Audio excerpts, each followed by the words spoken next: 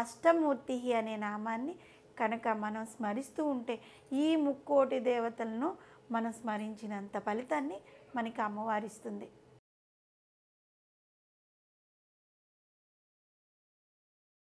శ్రీమాత్రే నమః.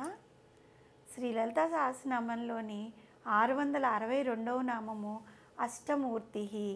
ఈ నామానికి అర్థం ఏంటి అంటే, అష్ట అంటే 8, 8 చొప్పున ఉంటాయి కదా, కొన్ని 8 అంటూ ఉంటాం కదా, అలాంటివి 8 చొప్పున ఉండే వాటి మూర్తి, మూర్తి రూపం కలిది.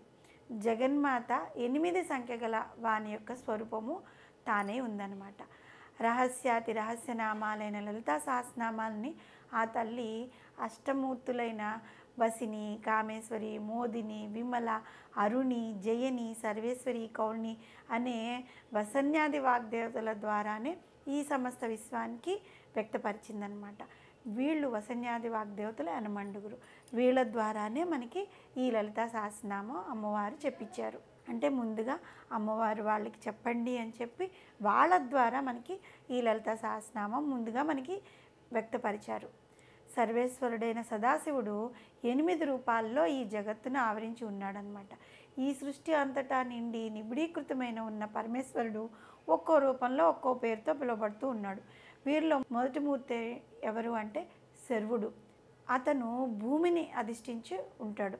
ఇక జలాధిష్టానైన మూర్తి భవుడు, అగ్నిమూర్తి రుద్రుడు, వాయురూపుడు ఉగ్రుడు, 5వ వాడు ఆకాశరూపుడు భీముడు అనమాట. క్షేత్రజ్ఞుడై జీవాత్మలో ఉండే మూర్తి రూపుడు పశుపతి. సర్వాంతర్యామి అయి ప్రకాశించే సప్తమూర్తి ఈశానుడు.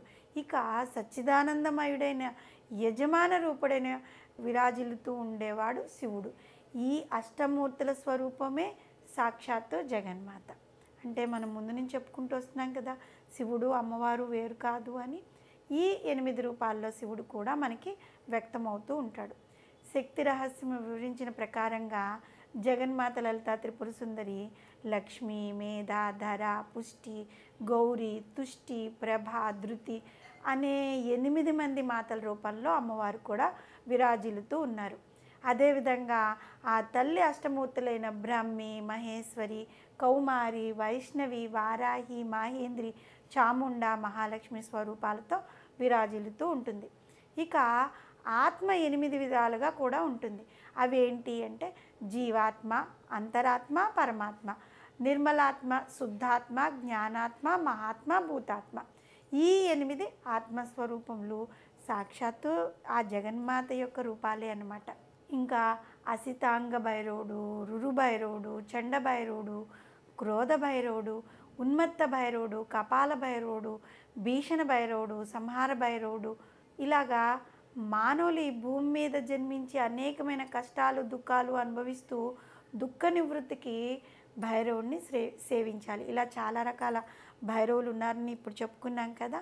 మానవులందరూ తమ కష్టాన్ని తొలగించడానికి భైరవుడిని పూజించాలి. సతీదేవి శరీర త్యాగం చేసిన కారణంగా శివుడు దుఃఖాన్ని తట్టుకోలేక భైరవ రూపాన్ని ఆశ్రయించాడనమాట.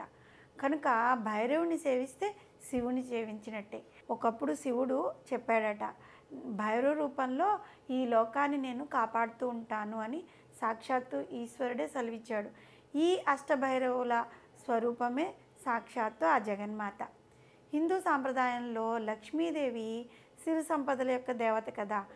ఈ లక్ష్మీదేవి అష్టలక్ష్ములుగా కూడా పూజింపబడుతూ ఉంటుంది.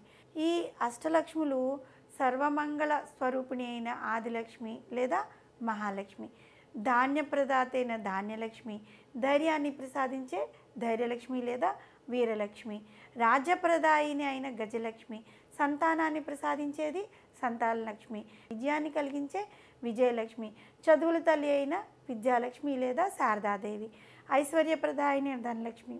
ఈ అష్టలక్ష్ముల యొక్క స్వరూపం కూడా సాక్షాత్తు ఆ జగన్మాతయే. జగన్మాత పార్వతీదేవి తనయుడు ఆది పూజ్యుడైన విఘ్నేశ్వరుడు కదా, విఘ్న నివారకుడుగా పూజలు అందుకుంటూ ఉన్నాడు. ఎటువంటి కార్యాన్నైనా ప్రారంభించే ముందు గణపతిని కనుక పూజిస్తే ఆ కార్యము నిర్విఘ్నంగా పూర్తవుతుంది. అటువంటి ప్రథమ దైవాన్ని అష్టగణేశమూర్తులుగా కూడా పూజలు అందుకుంటూ ఉంటాడు ఆయన. ఆ మూర్తులు ఏంటంటే బల్లారేశ్వరుడు, వరద వినాయకుడు, చింతామణి గణపతి, మయూరేశ్వరుడు, సిద్ధి వినాయకుడు, మహాగణపతి, విఘ్న వినాయకుడు, గిరిజాత్మజ గణపతి. ఈ విధంగా ఈ అష్టవినాయక మూర్తుల స్వరూపం కూడా సాక్షాత్తు అమ్మవారే. మనము ఇప్పుడు చెప్పుకున్న అష్టమూర్తి రూపాలే కాకుండా జగన్మాత లలితా త్రిపుర సుందరి అష్టగాయత్రి మూర్తులైన నాద, బిందు, కళ, జ్యోతి, రూప, రేఖ, స్వరవర్ణ, ఆవృత్తి అనే రూపాల్లో అష్టాయుధములైన అంటే ఆయుధాలు, అష్ట ఆయుధాలైన శంఖ, చక్ర, గద, ఖడ్గ, కేటక, ధనువు, బాణములు, పాశముల రూపాల్లోనూ అష్టగంగలైన కృష్ణ, యమున, భాగీరథి, గోదావరి, సరస్వతి, నర్మదా, సింధు, కావేరి రూపాల్లోనూ అష్టదిక్పాలకుల రూపంలోనూ అష్ట వసుల రూపాల్లో కూడా అమ్మవారే వెలుసుంది.